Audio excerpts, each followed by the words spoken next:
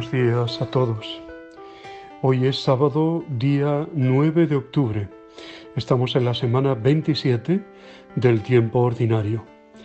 Como todos los sábados, está dedicado especialmente a la Santísima Virgen, a quien hemos celebrado estos días atrás con su título de Nuestra Señora del Rosario, y a quien estamos celebrando prácticamente todo el año. De la Virgen nunca cansatis, decía el gran santo, nunca diremos lo suficiente de una madre, ¿no? Una madre a la que queremos, una madre que nos acompaña, una madre que nos echa siempre una mano. ¿Cómo olvidarnos de ella? Nunca, jamás, ¿no?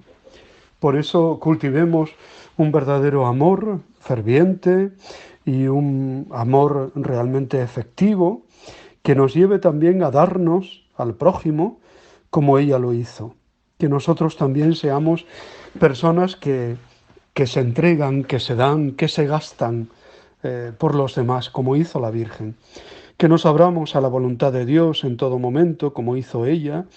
Que leamos la palabra de Dios asiduamente y sobre todo la vivamos con la coherencia de vida, como hizo ella. Que estemos al pie de la cruz, como ella hizo.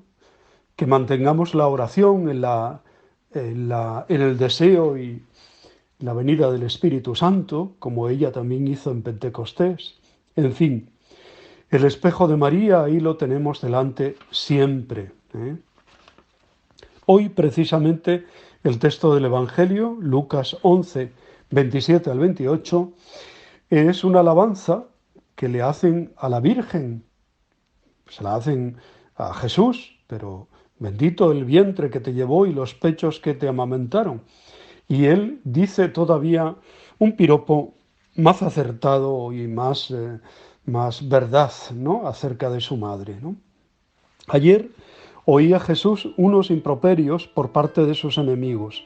Hoy un piropo amable por parte de una buena mujer. Jesús aprovecha esta alabanza para dedicar a su vez una bienaventuranza a los que escuchan la palabra de Dios y la cumplen.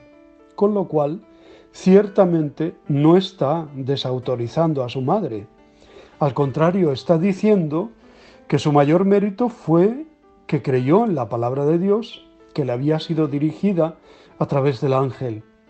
El evangelista Lucas, que es el que más habla de María, la está poniendo aquí, en cierto modo, como el modelo de los creyentes, ya que ella tomó como consigna de su vida aquel feliz propósito: hágase en mí según tu palabra. Podemos y debemos aprender de María la gran lección que nos repite Jesús, que sepamos a escuchar la palabra y la cumplamos. Es lo que alaba hoy en sus discípulos, lo que había dicho que era el distintivo de sus seguidores y lo que valoró en María de Betania, en contraposición a Marta, demasiado ajetreada en ese momento por la cocina y las cosas, ¿no? El mismo Jesús presenta a la madre, el mismo Lucas, quería decir, presenta a la madre de Jesús como feliz la que ha creído, según la alabanza que le hace su prima Isabel, y la que conservaba todas estas cosas en su corazón, la que escucha y asimila y cumple la palabra de Dios. La verdadera sabiduría y por tanto la verdadera bienaventuranza la tendremos si, como María, la primera discípula de Jesús, sabemos escuchar a Dios con fe y obediencia. Ahora que la Iglesia, en la reforma postconciliar, ha descubierto el valor de la palabra de Dios, podemos decir que somos buenos seguidores de Jesús y también buenos devotos de la Virgen si mejoramos en nuestra actitud interna y externa de escucha y de cumplimiento de esa palabra. Entonces es cuando se podrá decir que construimos nuestra casa sobre roca y no sobre arenas movedizas. Dice el Evangelio al comienzo, mientras Jesús hablaba, ¿de qué? ¿De qué hablaba?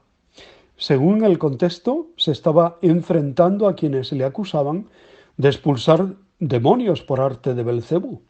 como decía ayer el Evangelio, ¿no? Ha llegado a vosotros el reino de Dios. El hablar de Jesús sobre Dios no se centraba en lo negativo, en lo prohibitivo, ni siquiera en lo demoníaco, sino en lo que realmente es liberador y causa alegría. Es realmente buena noticia, es evangelio, que eso significa la palabra evangelio, buena noticia. Y esto suscitaba el entusiasmo de la gente, expresado en la espontaneidad de aquella mujer. Con Jesús siempre nace y renace la alegría, dice el Papa Francisco. La gente sencilla lo celebra y le piropea, ¿no? Bendito el vientre que te llevó y los pechos que te criaron. O dicho en castellano castizo, bendita sea la madre que te parió, ¿no? ¿Quién sabe? Quizá María, al enterarse de la anécdota, debió pensar para sus adentros, una más del coro del Magnificat, ¿no? Proclama mi alma la grandeza del Señor y se alegra mi espíritu en Dios, mi Salvador. Eso es lo que hace María, ¿no? Siempre poner el foco y el centro donde está el verdadero centro, la verdadera luz, que es el Padre Dios, ¿no? Hoy la Iglesia celebra, entre otros santos, la memoria de San Dionisio de París. De aquí viene mi apellido materno, el apellido materno Denis, con Z y acentuado en la E. Pues proviene de un francés, Denis, San Denis. San Dionisio de París, también llamado el apóstol de las Galias o el santo sin cabeza porque la lleva en sus manos al ser martirizado, o simplemente San Denis, fue el primer obispo de París, donde fue martirizado junto con sus compañeros Rústico y Eleuterio, durante una persecución anterior a la de Diocleciano. Aunque no hay unanimidad de datos en los documentos más antiguos, no caben dudas de que Dionisio de París fue objeto de veneración temprana. Santa Genoveva, por ejemplo, hizo construir una iglesia sobre su tumba hacia los años 450 al 60. El nombre de Dionisio figura además en el canon de la misa en algunos de los sacramentarios más antiguos. Dionisio de París había llegado a Francia hacia el año 250 o 270, desde Italia, con 6 compañeros con el fin de evangelizar Francia. Fue el primer obispo de París y apóstol de las Galias. Dionisio fundó en Francia muchas iglesias. Fue martirizado en el 272 junto con Rústico y Eleuterio durante la persecución de Aureliano. Según creen algunos, es en Montmartre, Mont Martyrium, o en el sur de la isla de la Cité, la ciudad, según otros, donde se eleva en la actualidad la ciudad de Saint-Denis, lugar en el que fueron condenados a muerte. Según las vidas de Dionisio, escritas en la época carolingia, tras ser decapitado, Dionisio caminó 6 kilómetros, con su cabeza bajo el brazo, atravesando Montmartre, por el camino que más tarde sería conocido como Calle de los Mártires. Al término de su trayecto entregó su cabeza a una piadosa mujer, descendiente de la nobleza romana, llamada Casulla, y después se desplomó.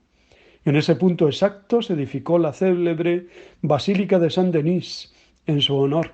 La ciudad se llama actualmente Saint-Denis. Saint-Denis.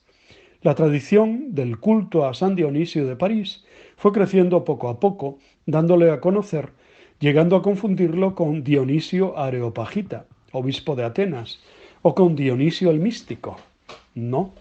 Esta confusión proviene del siglo XII, cuando el abad Suger falsificó unos documentos por razones políticas, haciendo creer que San Dionisio había asistido a los sermones de San Pablo de Tarso. Su fiesta es este día de hoy, el día 9 de octubre.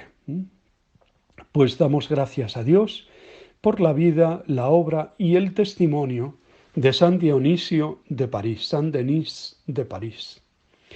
Os deseo muy buen día, Os bendigo, os abrazo, os bendigo en el nombre del Padre, del Hijo y del Espíritu Santo.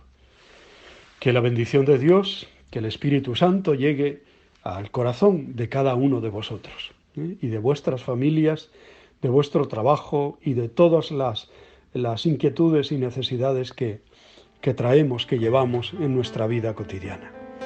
Os quiero.